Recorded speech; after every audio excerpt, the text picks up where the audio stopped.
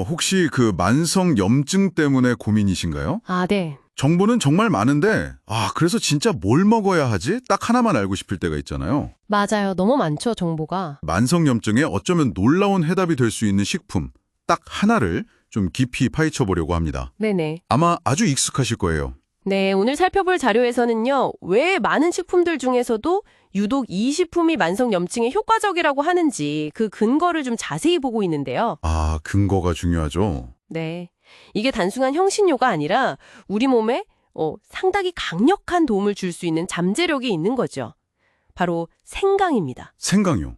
정말 우리 식탁에 자주 오르는 거잖아요. 네, 맞아요. 바로 그 생강입니다. 자료를 보니까요, 생강이 예전부터 건강에 좋다고 알려졌잖아요. 뭐 항염증, 진통, 네네. 해열작용도 있고 항균 효과까지 연구가 됐다고 하더라고요. 역시 그 매운맛 성분, 진저롤 때문인가 봐요. 그렇습니다. 그 진저롤 성분이 항염증과 진통 효과에 어떻게 보면 핵심이죠. 네. 그런데 이 자료가 만성 염증 관리에 생각을 특별히 추천하는 이유, 이걸 네 가지로 딱 짚어주고 있어요. 네 가지나요? 네, 첫 번째부터가 흥미로운데요. 바로 부작용이 거의 없다는 점입니다. 부작용이 거의 없다. 만성질환 관리에는 이게 진짜 중요하겠네요. 그럼요. 매일 먹어야 할 수도 있는데. 그렇죠. 매일 먹어도 괜찮다는 건가요, 그럼? 그렇죠. 자료에 따르면 한 95% 정도의 사람들한테서는 꽤 긍정적인 효과가 나타났고요. 심각한 부작용은 거의 없었다. 이렇게 나와요. 95%요? 와, 정말 높은데요? 네.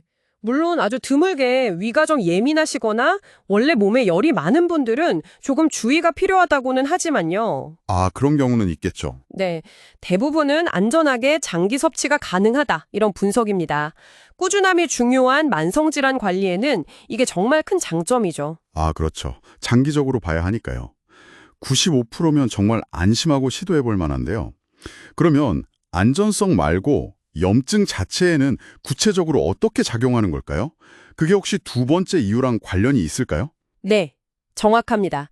두 번째 이유는 체온 상승과 면역력 증진 효과예요. 체온이요? 네. 자료에서는 현대인들이 운동이 좀 부족하거나 또 찬 음식을 너무 좋아해서 맞아요. 얼죽아 이런 말도 있잖아요. 네, 그런 유행어까지 있을 정도로요. 그래서 몸이 좀 차가워지기 쉬운데 이게 만성질환의 어떤 배경이 될 수 있다. 이렇게 보는 거죠. 아하. 생강은 몸을 따뜻하게 데워주니까 혈액순환도 돕고 결과적으로 면역체계 강화에도 기여한다는 겁니다. 단순히 염증만 딱 잡는 게 아니라 몸의 어떤 기본적인 환경을 좀 좋게 만들어서 면역력을 키운다. 이런 거군요. 네, 그렇죠. 좀 더 근본적인 접근이라고 할 수 있죠. 와, 굉장히 중요한 포인트네요. 그럼 세 번째 이유는 뭔가요? 세 번째는요. 다양한 종류의 만성염증에 효과를 보인다는 점이에요. 다양한 종류요? 네. 특정 부위 염증에만 좋은 게 아니라 뭐랄까 굉장히 넓은 범위에 적용될 수 있다는 거죠. 그럼 거의 만능인데요? 자료에서는 뭐 비염이나 중이염 같은 호흡기 염증부터 시작해서요. 네. 위염, 장염 같은 소화기 문제, 심지어는 류마티스 관절염 같은 자가 면역 질환 관련 연구에서도 긍정적인 결과가 언급됐다고 하네요. 와, 특정 염증에만 좋은 줄 알았는데 이렇게 다방면에 도움이 된다니 정말 놀랍네요. 그렇죠. 이게 큰 장점이죠. 그럼 마지막 네 번째 이유는 좀 더 현실적인 관점일 것 같은데요. 네, 맞습니다.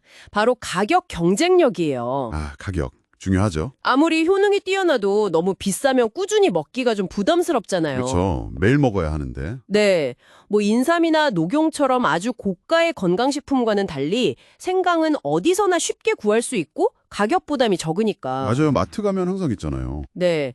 그래서 장기적인 건강 관리에 아주 적합하다. 즉, 가성비가 뛰어나다. 이런 분석입니다. 와, 정리해보면 안전하고 몸 따뜻하게 해서 면역력 올려주고 여기저기 다양한 염증에다 효과적인데 가격까지 착하다.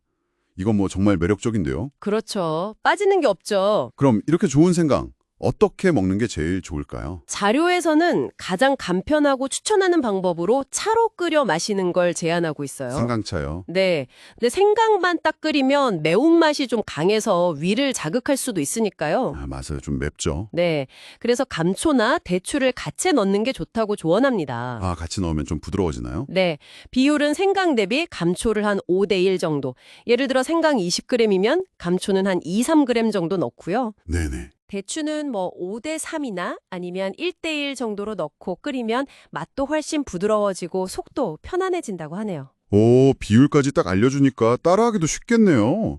하루의 양은 어느 정도가 적당할까요? 일단 하루 10g 정도부터 시작해보는 게 좋고요. 괜찮다면 점차 늘려서 50g 이상도 가능하다고는 해요. 50g까지요? 네. 하지만 위가 좀 약하다 싶으면 당연히 소량으로 시작해서 몸의 반응을 보면서 조절하는 게 현명하겠죠. 네, 그게 중요하겠네요. 그리고 매번 끓이는 게 좀 번거롭다 하시면 생강이나 대추, 감초를 잘 말려서 분말로 만들어 두고요. 아, 가로로요? 네, 그걸 그냥 물에 타서 마시는 것도 간편한 대안이 될 수 있다고 자료는 덧붙이고 있습니다. 아, 그것도 좋은 방법이네요. 자, 그럼 정리를 한번 해볼까요?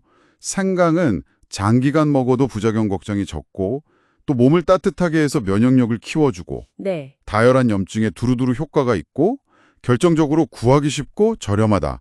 그래서 만성 염증 관리에 아주 유용한 선택지가 될 수 있다. 이렇게 볼 수 있겠네요. 정확합니다.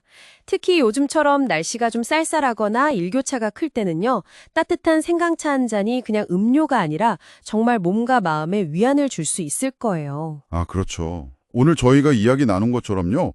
어쩌면 가장 강력한 건강의 열쇠는 아주 평범하고 우리 가까이에 있는 식재료 속에 숨어 있을지도 모릅니다. 네, 그럴 수 있죠. 혹시 꾸준히 챙겨 먹을 수 있는 또 다른 가성비 좋은 건강 지킴이 그런 게 없을지 한번 주변을 둘러보시는 건 어떨까요?